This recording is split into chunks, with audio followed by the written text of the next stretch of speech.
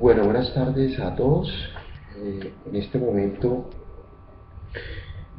quiero hacer un saludo a todos los participantes que nos acompañan hoy en el noveno seminario Antonio Gramsci, en su tercera sesión el día de hoy en la tarde. Y quiero distribuir mi exposición, digamos que en tres momentos. El primer momento es una alusión específica a quién es Ernesto Laclau. Segundo momento es exponer en términos muy sucintos lo que he venido viendo dentro de sus escritos y lo que se conoce como posmarxismo dentro de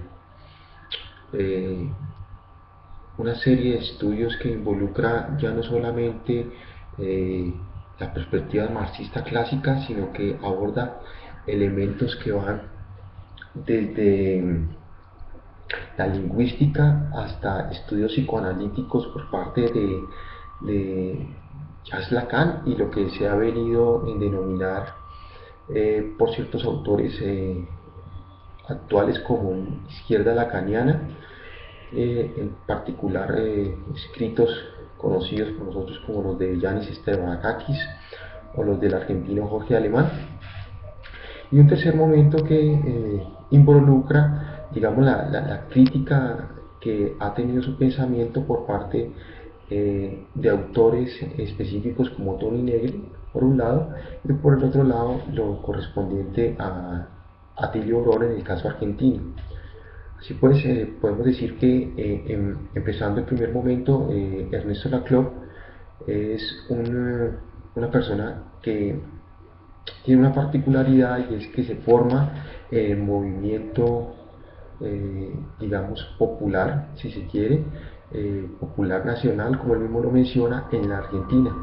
Y que una vez ocurren momentos de convulsión social como los que empiezan a darse en Argentina hacia 1976, tiene la necesidad de irse a estudiar a Inglaterra, y allí en Inglaterra, de la mano de Erich Hobsbawm, empieza toda una producción teórica y de revisión teórica del marxismo y de las falencias que él para ese momento veía que tenía el marxismo ortodoxo o de la escuela, digamos, más clásica. En esto Laclau se da a conocer fundamentalmente eh, a nivel, digamos, internacional, sin decir que no tuviera una producción anterior a eso, con el libro Hegemonía y Estrategia Socialista, que tiene un enfoque radical en el sentido de que involucra los elementos que ya había mencionado al principio, que son la lingüística por un lado, y el desarrollos de la deconstrucción de Jacques Derrida, y la parte del psicoanálisis en específico de Jacques Lacan. Allí va a decir que en principio no hay un sujeto llamado a hacer la clase revolucionaria, sino que hay múltiples posiciones de sujeto, y en tal sentido hay que repensar eso que es la plenitud de lo social. Toma el elemento particular de Jacques Lacan, que es el objeto apetía, para decir que de alguna manera el individuo está escindido, el sujeto está escindido, no el individuo. Él no está hablando de individuos, sino está hablando de colectividades. Y estas colectividades están exigidas, el sujeto está escindido, y en tal sentido no es suturable y es faltante. Es decir, está en el registro lacaniano, que son lo imaginario, lo simbólico y lo real. Lo real es esa parte que no puede ser representada y que por lo tanto el sujeto no tiene la completud del momento, en el momento de la captura de todo lo social. Eh, en su discusión va a tomar dos elementos que me parecen importantes, y es que toma el elemento de Althusser cuando desarrolla eso de la sobredeterminación de las contradicciones por un lado, y por el otro lado toma a Antonio Gramsci y la construcción teórica que ha hecho de hegemonía, de del elemento, digamos, ontológico que define a la hegemonía. Así pues, para el primer momento que me interesa resaltar está la parte de Althusser, y Althusser dice que, en efecto, reducir el problema del sujeto histórico a la clase ya presenta un problema, porque hay una ebullición de movimientos diferentes a la clase. La clase necesariamente, de alguna manera, hace alusión a la parte estructural, a las relaciones de producción. Y entonces él está diciendo, no, aquí hay otras cosas, hay otros movimientos que no están, digamos, sujetados por el momento económico. En tal sentido, hay una sobredeterminación de la contradicción, ¿sí? Esa contradicción es entendida por Laclau, y ahí ya entra a jugar otro papel importante, y es que él dice que la contradicción se da solamente a nivel de la lógica proposicional, si se quiere, y da el ejemplo, dice, en lógica proposicional se da que A puede estar acompañado de no A, y conceptualmente eso es posible, pero en la realidad no es así. Si yo tengo un marcador, no puedo decir no tengo un marcador, porque no tiene sentido. Luego empieza a tener una discusión sobre eso que la escuela italiana empezó a mirar en tomar elementos, digamos, para explotar eso de la oposición y la oposición real. Entonces, está en términos, está un término A y está un término B. Como término A y término B, vamos a tomar dos carros. Dos carros, al estrellarse, por ejemplo, muestran un cambio en su ser carro, en sus latas. Hay una oposición que de inmediato hace o dice de cada uno lo que es, ¿sí? Y este momento de la oposición, Laclau la va a tomar y la va a discutir para construir, en primer momento, eso que es los antagonismos como construcciones necesarias de lo político, pero a la vez va a discutir con eso para decir que las identidades son necesarias, pero a la vez imposibles. Necesarias en el sentido de que son constitutivas de un orden social, pero a la vez esas identidades son imposibles porque no llegan a la plenitud de lo social.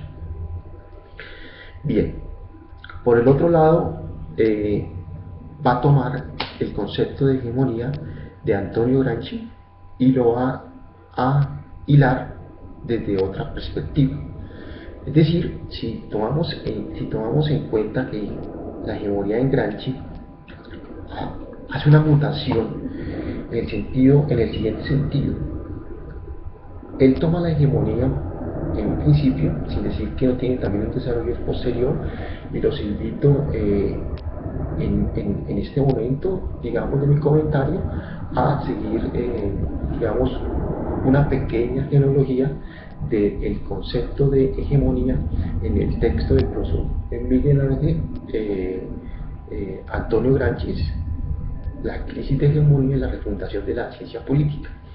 Entonces ahí hay un primer momento y de lo que es la hegemonía como ser dirigente, como ser jefe, pero esta hegemonía tiene una connotación necesariamente militar en primer momento, ¿sí? Entonces, Gramsci va a tomar la hegemonía desde Lenin, diciendo Lenin pensaba la hegemonía como dictadura del proletariado, y esa dictadura del proletariado se da en un principio a partir de una alianza de clases. Es decir, la clase proletaria va a tener a sus lados otros elementos, como por ejemplo el campesinado, los terratenientes, etcétera, los va a tener que unir en un momento determinado para formar una alianza de clases, y esta alianza de clases va a ser hegemónica, ¿sí?, en un momento determinado de la lucha social histórica. Gramsci va a ser un viraje importante, y en la cuestión meridional en un principio ya empieza a ser un viraje de lo que va a desarrollar posteriormente en la cárcel y en sus notas o en sus cuadernos de la cárcel. Y allí va a tener un posterior, un desenvolvimiento diferente, en el sentido de que aquí él va a hacer alusión principalmente, como elemento constitutivo de la hegemonía, a la dirección, pero la dirección entendida como una, o más bien la dirección acompañada de una reforma moral e intelectual que necesariamente pasa por una transformación cultural, ¿sí? Es decir, que si miramos ya la alianza de clases es importante, por supuesto, pero aquí el objetivo va a ser mirar esas cosas que de alguna manera están ideológicamente constituidas, y que hacen que los que son dirigidos no sean dirigentes. Es decir, cuál es la transformación cultural que puede dar paso a que el proletariado, la alianza de clases, en términos como lo pensaba en la cuestión meridional, es decir, el sur agrario y el norte industrial, forme, si se quiere, una alianza específica, pero una alianza específica transformativa. Es decir, cómo se estaban pensando en el sur los campesinos esas distribuciones asimétricas de riqueza y de beneficios sociales, y que necesariamente necesitaban pasar por la alianza de clases, pero por una reforma moral e intelectual. Bien, eso por un lado. En el siguiente momento, Gramsci va a tomar, Ernesto Laclau va a tomar esta conceptualización de la hegemonía para decir lo siguiente, y es que va a haber momentos de hegemonía, ¿sí? La hegemonía va a ser ontológicamente determinante para la construcción de lo político. Lo político es en algún momento algo muy similar a eso que se plantea en Castoriadis como creación. Es el momento instituyente, ¿sí? Y al ser momento instituyente, necesariamente tiene un momento constitutivo también. Es decir, es un ser y ahora, pero también es un momento de transformación, porque si no, necesariamente pasa a un terreno de la política, a lo establecido, a lo instituido. Entonces, aquí es donde entra a jugar la relación conceptual que pretende hacer Laclau, y toma de alguna manera elementos que tiene la lingüística estructural de Saussure, así como elementos del psicoanálisis de Jean Lacan. Entonces, de alguna manera dice lo siguiente Laclau: a niveles de la realidad puede ocurrir lo siguiente, que la lingüística se mueve en el terreno de la combinación y de la sustitución. En el momento de la retórica se mueve también el nivel de la metáfora y la metonimia. En el nivel del psicoanálisis se mueve a partir de lo que es la condensación y el desplazamiento, pero lo más importante aquí es que a nivel de lo político se mueve la equivalencia y se mueve la diferencia. Entonces, ¿qué tenemos acá? Que para trabajar el momento político, en ese sentido, en ese nivel de la realidad, él va a tomar algo que trabaja Lacan y se llama los significantes vacíos, el significante amo o el significante flotante, y los va a relacionar a nivel de la equivalencia y la diferencia. Es decir, que en todo momento de lo social o en todo momento de la construcción de lo político va a haber momentos equivalenciales, momentos diferenciales y momentos en que esos, esos dos elementos se articulan y forman momentos hegemónicos. Me explico. Él da varios ejemplos en particular y voy a intentar,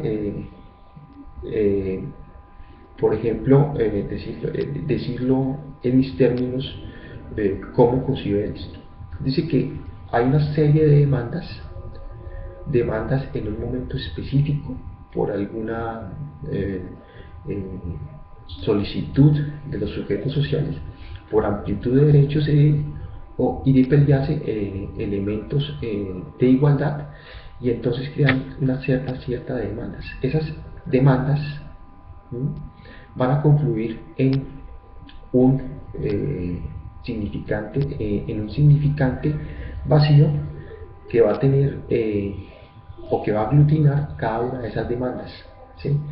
Pero este necesariamente tiene que confluir en uno flotante o en unos más amplios para que tengan, digamos, la significación válida para toda la cadena equivalencial. Por ejemplo, en el caso del significante democracia, este significante democracia necesariamente fue construido en una cadena equivalencial a partir de una demanda, por ejemplo, de trabajo, una demanda por la salud, una demanda por la educación, una demanda por la libertad de empresa. Todos tenían en común que de alguna manera se constituían a partir de un antagonismo con un otro que no brindaba esa satisfacción de esas demandas, y se crea un símbolo vacío que viene a sustituir cada una de esas demandas.